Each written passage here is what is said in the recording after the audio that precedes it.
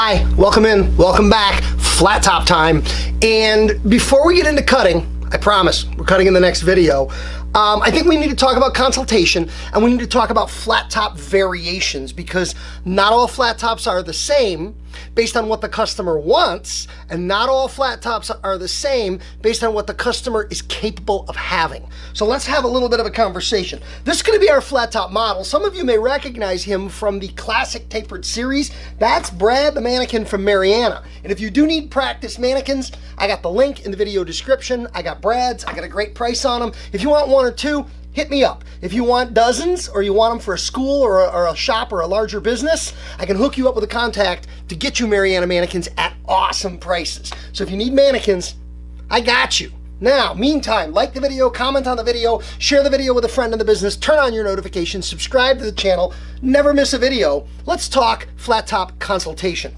There are variations in what people can have and variations in what people want. If we're cutting a flat top where the sides are very vertical, the way I like mine, and the back is squared off, I don't necessarily square the back on me, that's kind of the longest version of a flat top. A lot of squareness in through the back and sides with a big heavy corner. We'll call that variation 1. We're actually going to cut that as variation 1 coming up real soon. The next sort of shorter variation on the flat top is vertical sides, but instead of the back coming straight up, the back has an angle or a bevel to it. Based on cranial shape, density of hair, sometimes leaving that full rear corner has a big old chunk of hair back here that you just can't leave that. It's just too dense based on the curvature of their head, things like that. So you come in and you angle off the back. It's got a much more 1970s flat top. Fully square, like I like mine, that's more like 80s, maybe even 90s. Angled or beveled in the back, very, very 70s. And you can see as we're getting farther back in history, the flat top's getting shorter.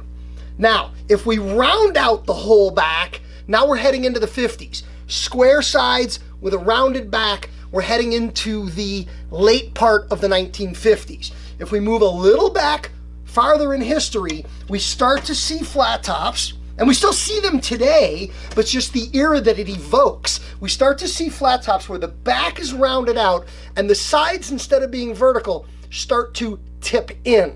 Sometimes that's an artistic or a creative decision, because that's what somebody wants. Other times it's tied to head shape, where you have to kind of tip it in based on where the round of the head is and what their head shape looks like in order to tip it in order to get up to flatten it out. So full square corner, beveled back, rounded back, and pitched in sides. Now the next thing we need to talk about in variation is the top. And again, based on the strength of their hairline, how low does their hair grow, and the curve of their head, sometimes in order to have the top flat, in order to clear the top, because if they've got a real pointy or domey head, and if they've got a really low hairline combined with a pointy head, in order for this hair here to reach the apex, the front of that flat top's got to be really tall. Mine used to be that way, but my hairline's back a little bit, so it's not quite the same. But in order to get that squareness, the front has to be really tall. Not everybody wants that, especially if you skin out the back and round up to the top for what we call a landing strip, where the top center of the flat top's got no hair at all. A landing strip flat top, that front edge is going to feel really, really tall to this guy.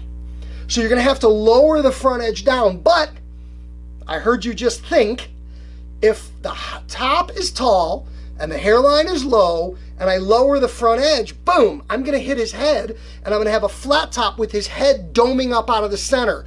Oops, that's a no-no. So then what we do is we're going to pitch, or what I call canting, the flat top forward, where flat on top isn't horizontal flat, it's pitched forward. And you see these guys, where the front edge needs to be shorter, the top is here, so it angles up and away. Think like this. When they look in the mirror to check their flat top, they do this. They don't look straight ahead to see the top level. They go like this. And they pitch their chin up and they look down out of their eyes to see that it is flat, but it is not horizontal. It pitches down at an angle. Think about the last time you got pulled over by a state trooper. When he walked up to the window of the car, you saw that flat top skinned, empty, and angled forward. That's the tightest variation. And we will finish with him with a skinned horseshoe flat top with a landing strip. Just so you know where the name came from, a horseshoe flat top. When we're done, the only hair on the head is going to be in a horseshoe shaped, not even a complete ring. It'll be skinned here, but a horseshoe on the top of the head. It's a highly desirable haircut. It's a very tight haircut. It's hard to do, and it's awesome looking when you do it. But I'll take you through it to make it easy for you. So that's some variation and consultation information. Next video, hair's hitting the floor. I promise. I'll see you there. Thanks. Have a great day.